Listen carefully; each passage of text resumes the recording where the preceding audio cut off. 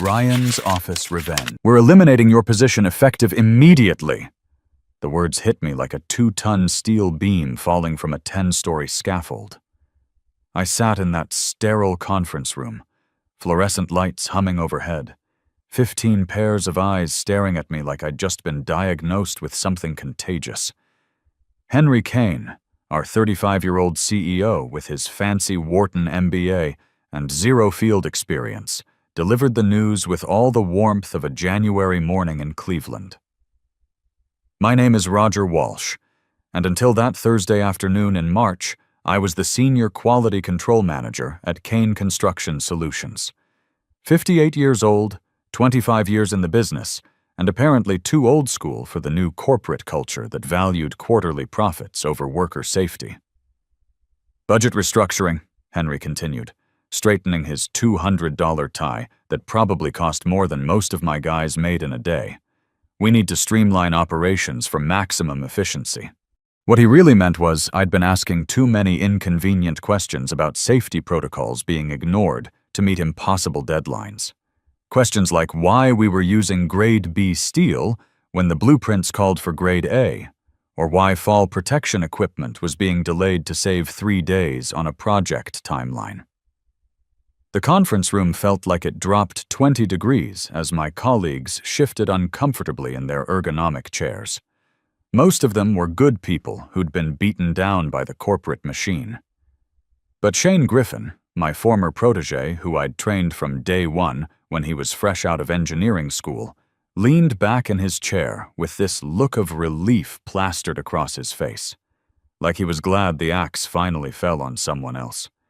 That hurt more than Henry's corporate double talk and fancy buzzwords. I gathered my worn leather notebook slowly, feeling every one of those 58 years in my bones. 2 years of watching corner cutting become standard operating procedure. 2 years of seeing Shane present my safety innovations as his own brilliant ideas to impress the board. 2 years of being labeled resistant to positive change and inflexible when I pointed out that workers were getting hurt because we were rushing jobs to hit bonuses. The worst part? I'd seen this coming. Last month, when Miguel Hernandez fell 15 feet because his safety harness was a cheap knockoff that snapped under pressure, I'd filed a detailed incident report. Real detailed. The kind that asked uncomfortable questions about procurement policies and vendor relationships. The kind that mentioned Miguel had a wife and 3 kids, and that this accident was completely preventable if we'd used the equipment I'd recommended 6 months earlier. That report never made it to the insurance company. Somehow it got lost in processing and replaced with a sanitized version that blamed worker error and failure to follow established protocols. Miguel got a small settlement and a handshake. I got called into HR for creating unnecessary documentation and exceeding my reporting responsibilities.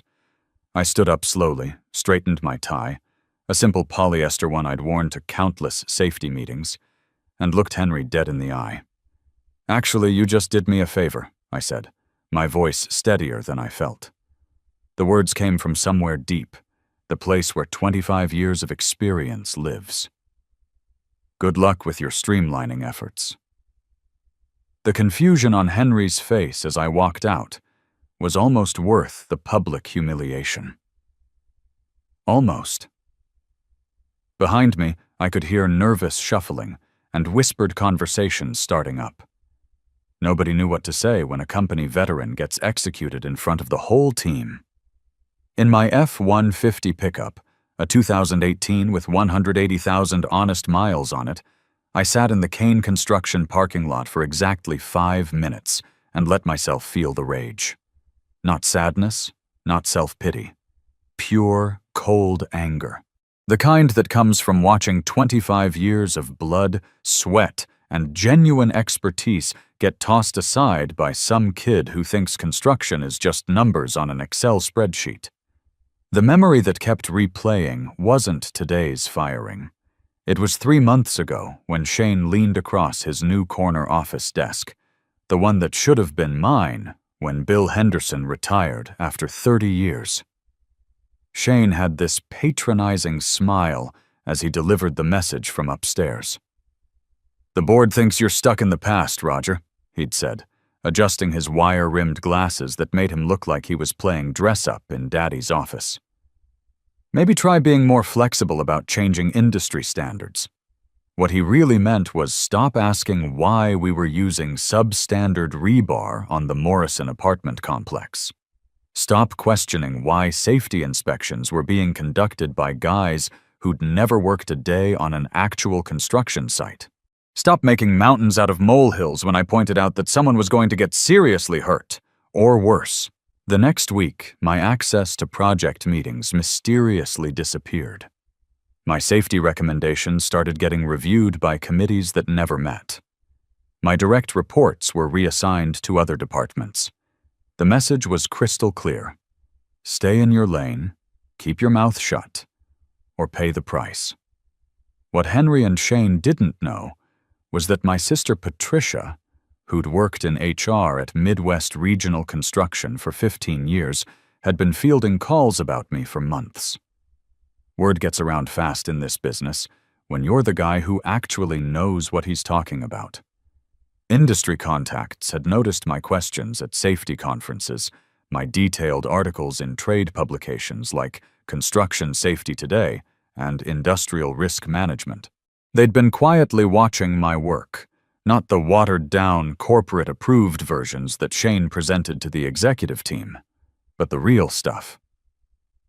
3 months ago, Patricia had approached me after Sunday dinner at Mom's house with an offer that seemed too good to be true. A consortium of regional construction firms wanted to create an independent safety consulting group, and they wanted someone with real field experience to lead it.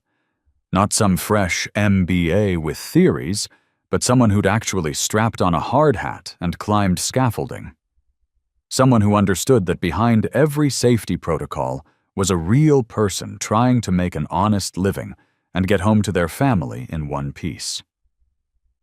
The catch was I'd need to build my own team from scratch. Find people who shared the vision that worker safety wasn't negotiable, regardless of deadlines or profit margins. People who understood that doing things right the first time was always cheaper than dealing with accidents, lawsuits, and the human cost of preventable injuries. As I pulled out of the Kane construction parking lot for what I knew would be the last time, my phone buzzed against the dashboard. Text message from Patricia. Heard what happened from Linda in accounting. Ready to build that dream team now? I typed back with fingers that were steadier than they had any right to be. Absolutely. Let's change this industry.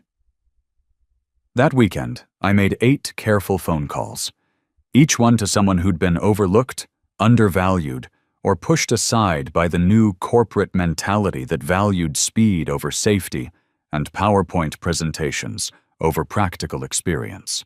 My first call was to Alan Torres, a site supervisor with 22 years of experience who'd been passed over for promotion 3 times because he wouldn't compromise on safety standards. Alan was the kind of guy who'd shut down $1 million project if he spotted a single loose cable that could trip a worker. Management saw him as an obstacle to efficiency. I saw him as exactly the kind of person who should be making the decisions. "I'm not calling about what happened yesterday," I said when he picked up on the second ring. His voice sounded tired, like he'd been expecting bad news. "Everyone in the business knows, Roger." Henry made sure word got around fast. Said it was a learning opportunity for the whole company. That stung, but it didn't surprise me. Public executions send a message to anyone else thinking about rocking the boat. Doesn't matter now. I'm calling because I'm building something new, and I need people who understand that cutting corners kills people. Real people with families. Long pause. I could hear machinery in the background. Alan was probably at his weekend side job, fixing equipment for a small contractor who actually valued his expertise. "What exactly are you building, Roger?" I explained the consortium's vision. An independent firm that would revolutionize safety protocols in regional construction. No more looking the other way when developers pushed dangerous deadlines. No more hiding accident reports to protect quarterly earnings.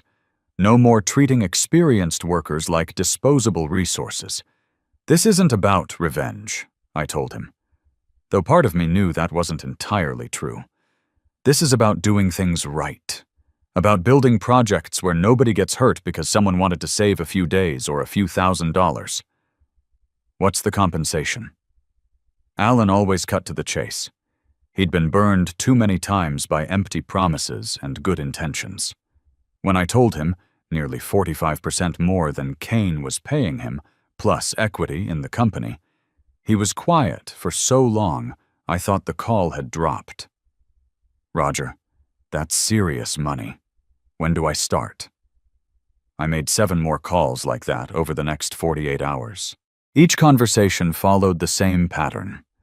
I shared the vision, offered proper compensation and respect, and watched years of accumulated frustration transform into genuine excitement. To Dennis Park, whose innovative fall protection systems were deemed too expensive by bean counters who'd never worn a hard hat in their lives.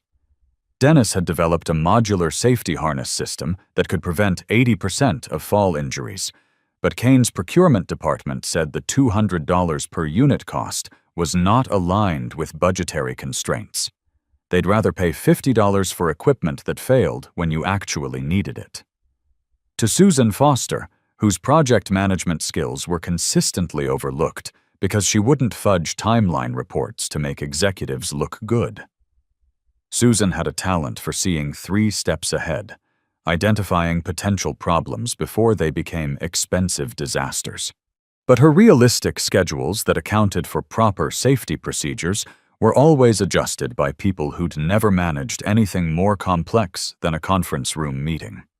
To Linda Rodriguez, a data analyst whose reports repeatedly showed direct correlation between rushed construction schedules and workplace accidents.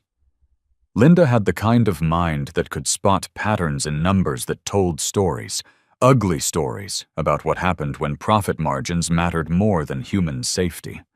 Her analysis had been buried so many times she'd started keeping personal copies of everything. Each person I called had a story. Marcus Webb, a 15-year veteran electrician who'd been written up for excessive safety checks that delayed projects by a few hours. Never mind that his thoroughness had prevented 2 potential electrocutions and a small building fire. Sarah Kim, a structural engineer who'd been sidelined after questioning whether a 40-story building could really be completed 6 months ahead of schedule without compromising foundation work. The pattern was clear. Kane Construction and companies like them were systematically pushing out anyone who prioritized worker safety over speed and profits. They wanted teams of yes-men who'd rubber-stamp dangerous decisions and keep their mouths shut when people got hurt. "Why would anyone follow you?" Henry had asked during my last performance review, his tone suggesting the question was rhetorical. "You're not a natural leader, Roger. You're too rigid, too focused on details that don't matter to the big picture." He was about to find out exactly how wrong he was. By Sunday evening, I had verbal commitments from all 8 people. The talent that had been suppressed, marginalized, and discarded by the corporate machine, now united with a common purpose and a chance to prove their worth. Monday morning, Henry Kane arrived at his corner office to find 8 resignation letters waiting on his assistant's desk. 8 empty desks scattered throughout the building. 8 out-of-office email replies directing urgent project matters to his personal inbox. I could picture him walking through the office, slowly putting the pieces together, realizing that I'd just gutted his most experienced staff in a single coordinated strike. The beauty of it was the timing. Kane had 4 major projects in critical phases, all dependent on the expertise of people who were now officially gone. The Morrison apartment complex that needed Linda's structural analysis. The downtown office building where Marcus was halfway through the electrical systems. The waterfront development that required Dennis's specialized fall protection knowledge. By Tuesday, Henry's phone was ringing constantly. Project managers calling in panic, clients demanding explanations, insurance adjusters asking pointed questions about continuity of safety oversight. By Wednesday, he couldn't contain himself anymore. My phone rang at 7:15 a.m. while I was having coffee with Patricia, planning our first team meeting. "What the hell did you do?" Henry's voice was high and strained, like a man watching his career implode in real time. "I did exactly what you taught me to do," I replied, keeping my voice level and professional. "I recognized valuable assets and acted accordingly. This is corporate sabotage. You can't just steal half my senior staff." "I didn't steal anyone, Henry. I offered them opportunities to use their skills and experience somewhere they'd be valued. Funny how quickly people jump ship when they're offered basic respect. You can't just—" He sputtered like an engine running out of gas. "Goodbye, Henry. Good luck with your restructuring efforts. I'm sure you'll figure out how to manage those projects with all that streamlined efficiency you're so fond of." I hung up and turned to Patricia, who was grinning over her coffee cup. "How did that feel?" she asked. "Like the first day of the rest of my life. We rented space in a converted warehouse on the industrial side of town, 5,000 square feet of exposed brick and natural light, the complete opposite of Kane's windowless corporate boxes where safety reports went to die. The previous tenant had been a machine shop, so the concrete floors were already built to handle heavy equipment and serious work. For the first time in years, I felt like I could breathe. The space needed work, but that was part of the appeal. Alan spent the first week installing proper electrical systems. No shortcuts, everything up to code, and then some. Dennis designed a state-of-the-art safety equipment testing area where we could actually demonstrate the gear we recommended instead of just talking about it in PowerPoint slides. Susan mapped out workflow areas that made sense for people who actually had to get things done. "Welcome to day one," I told my team, as we gathered around a solid oak conference table that Linda had rescued from a demolition site. Real wood, built to last, not some particle board corporate furniture that falls apart after 3 years. We have 6 months to change how this industry thinks about safety. What if we fail? What if we can't make this work? It was the question everyone was thinking. We'd all left secure jobs, burned professional bridges, walked away from steady paychecks and health benefits. The weight of that responsibility sat heavy in the room. Then we fail, having tried to save lives instead of quarterly profit margins, I answered, looking each person in the eye. But I don't think we will. Every one of you is here because you've been solving problems for years while other people took the credit. Now you get to put your name on the solutions. The first month was organized chaos, but good chaos. Ideas flowed without the constant corporate refrain of "that's not how we've always done it," or "we need to think about the budget implications." We challenged assumptions, built on each other's concepts, threw out decades of outdated practices. Marcus developed a modular electrical safety system that could be adapted for any construction site in half the time of traditional methods.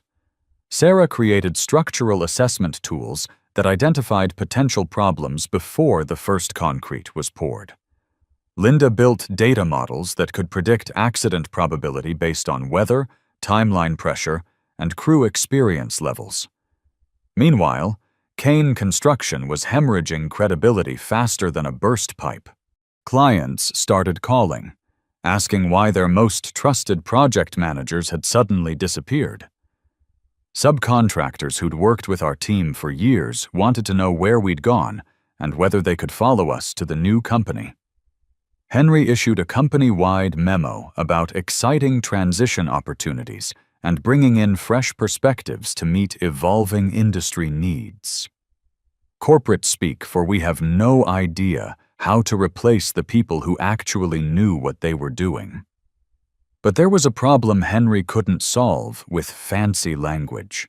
You can't memo your way out of real expertise. Without Alan's site management keeping projects on track, without Dennis's safety protocols preventing accidents, without Susan's scheduling that actually accounted for reality, without Linda's analysis that spotted problems before they became disasters, without 8 key people who'd been making the impossible deadlines actually work, the truth started surfacing. For the first time in 3 years, Kane's quarterly safety report reflected reality instead of creative accounting. And reality included 3 serious accidents that could have been prevented with proper oversight. A crane operator suffered a broken leg when a cable snapped, the same type of cable that Dennis had flagged as substandard 6 months earlier. 2 electricians were hospitalized with burns from a panel explosion that Marcus had predicted in a report that got lost in review. A concrete pour went wrong when structural calculations were rushed, requiring a complete rebuild that cost $2.5 million and put the project 8 weeks behind schedule. The regional construction press noticed. Safety concerns. Mount at Kane Construction, read the headline in Midwest Builder magazine. Are profit pressures compromising worker protection? Asked Industrial Safety Today. Their insurance rates spiked 35% overnight, and their bonding company started asking uncomfortable questions about management continuity. But I wasn't focused on Kane's problems. I was too busy building solutions. Our team found its rhythm quickly. Linda transformed complex accident data into 3-dimensional visualizations that told stories even insurance executives could understand. Dennis developed relationships with forward-thinking developers who recognized that proper safety protocols saved money in the long run. Susan created realistic project timelines that accounted for human factors instead of treating workers like machines. Alan trained a new generation of site supervisors who understood that real leadership meant protecting the people under your supervision. We weren't just colleagues, we became a crew in the truest sense, the kind that has each other's backs, that argues honestly about the best way to solve problems, that celebrates victories with pizza and beer instead of wine and cheese receptions. We worked long hours because the work mattered, not because some executive demanded FaceTime in the office. 4 months into our venture, Linda made the breakthrough that changed everything. We were reviewing accident data from across the region, looking for patterns that might help us develop better training programs. The problem isn't just individual companies cutting corners, she said, pulling up a visualization on the big screen we'd mounted in our main work area. Look at these curves. Every major contractor in the region is using the same broken approach to safety management, and they're all hiding the same types of problems. The data was undeniable. Construction companies across 3 states were systematically underreporting accidents, rushing safety inspections, and using procurement policies that prioritized cost over worker protection. The patterns were so consistent it looked almost coordinated. So we don't just need better safety protocols for individual projects, I said slowly, seeing where Linda's analysis was leading us. We need an entirely new framework for how safety gets measured, reported, and enforced across the entire industry, Dennis finished, his engineering mind already working on the technical challenges. A system that makes it impossible to hide problems, Susan added.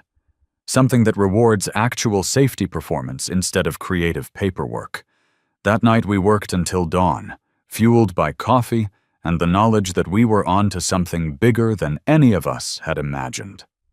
We weren't just building a consulting company, we were creating a tool that could transform how an entire industry operated. We called it the Safety Matrix. The Safety Matrix was more than software. It was a complete reimagining of how construction safety could work.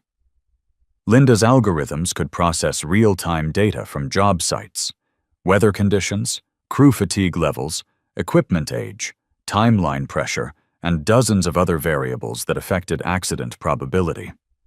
Dennis integrated it with actual safety equipment, so the system knew when harnesses were overdue for replacement or when fall protection wasn't being used correctly. Marcus built in electrical system monitoring that could predict failures before they happened. Susan created project management modules that automatically adjusted schedules when safety risks exceeded acceptable thresholds, but the real innovation was transparency.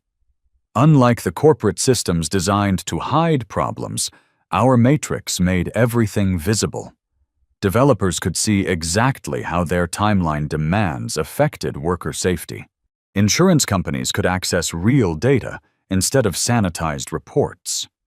Workers could check their own safety equipment status and report problems without fear of retaliation. Word spread through industry networks like wildfire. Former colleagues began reaching out, asking if we had positions available. I started getting LinkedIn requests from executives who'd never bothered learning my name when we worked in the same building. Equipment manufacturers wanted to integrate their products with our system. Safety training companies sought partnerships. Then came the email that changed everything. Subject line: Partnership Opportunity. Sender: Henry Kane. Your consulting work sounds intriguing. Perhaps we should discuss potential collaboration. The construction industry would benefit from our combined resources and expertise. I showed it to the team during our morning coffee ritual, a tradition that had replaced Kane's pointless status meetings. Are you going to meet with him? Alan asked, clearly skeptical.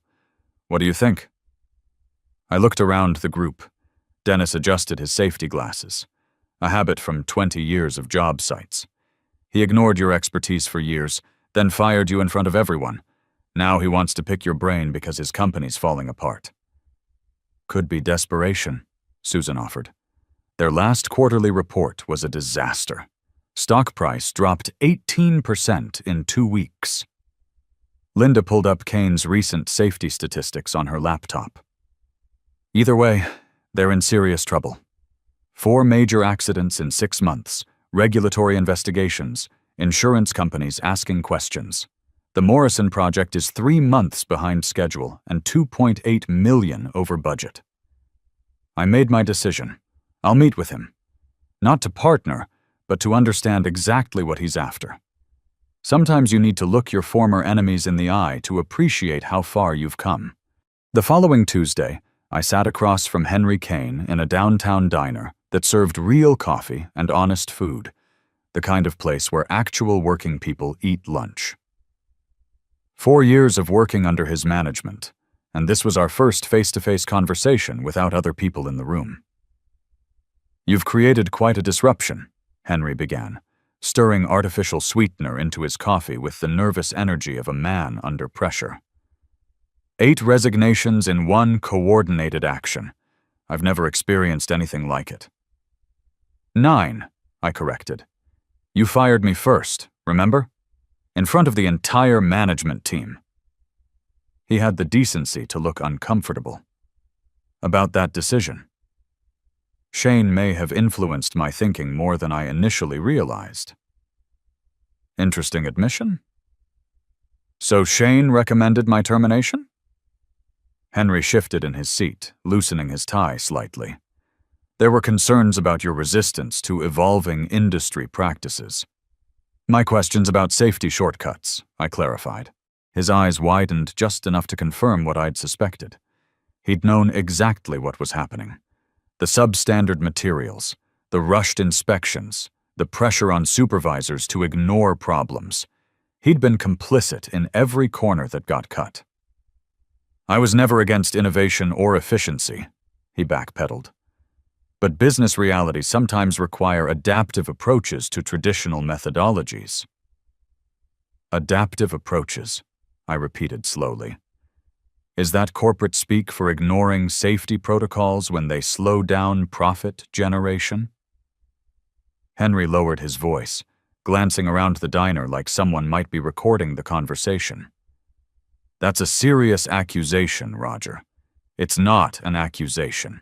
It's an observation based on 25 years of field experience and 6 months of data analysis. I set down my coffee cup with deliberate calm. What exactly did you want to discuss today?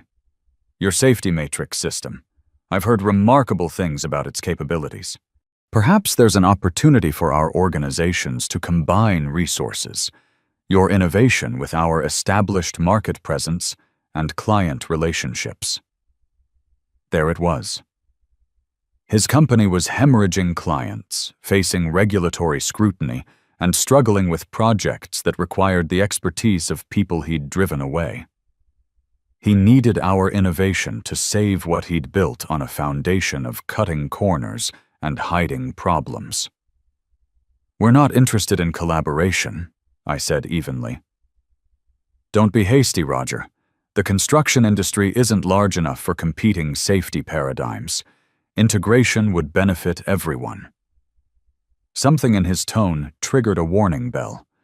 Not just desperation, there was an underlying threat in his carefully chosen words. "Are you suggesting our success is somehow problematic for the industry, Henry?" He sat back, his corporate smile not quite masking the calculation behind his eyes. "I'm simply pointing out market realities. Independent consulting firms sometimes face unexpected regulatory challenges.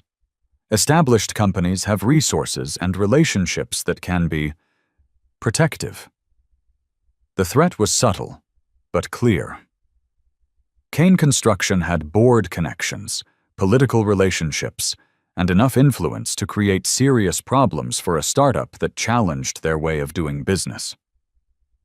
"I appreciate the warning," I said, standing up and leaving money on the table for my coffee. "But we'll take our chances with doing the right thing." As I walked back to my truck, I called Patricia to report the conversation. "He just threatened us," I explained after describing the meeting. "Not surprising. Kane has connections with several state regulatory agencies and most of the major developers in the region. They could create roadblocks." "What kind of roadblocks?" "I've heard rumors they're approaching your potential clients, offering steep discounts on projects if developers sign exclusive consulting agreements, trying to lock up the market before your matrix gets established." My stomach tightened, but not with fear. With determination. "How long before the Regional Safety Summit in Cleveland?" "Next week. All the major decision-makers will be there. Perfect timing. If Henry wants to play hardball, let's show the industry what real innovation looks like." That afternoon, I called an emergency team meeting. "We need a full demonstration ready in 5 days, I announced, explaining the situation and Henry's threat. Silence fell over the room like a safety blanket. These were people who'd spent years being told their ideas were impossible, their standards too high, their expectations unrealistic. Dennis was the first to speak. "They tried to bury us." He stood up slowly, that familiar gleam in his eyes. "Time to show them we're seeds, not corpses." Linda cracked her knuckles over her keyboard. 5 impossible days it is. The next week, at the Cleveland Construction Safety Summit, we didn't just present the safety matrix. We revolutionized how an entire industry thought about worker protection. The demonstration showed real-time safety monitoring, predictive accident prevention, and transparent reporting that made hiding problems impossible. The response was immediate and overwhelming. By evening, 6 major developers had signed preliminary agreements.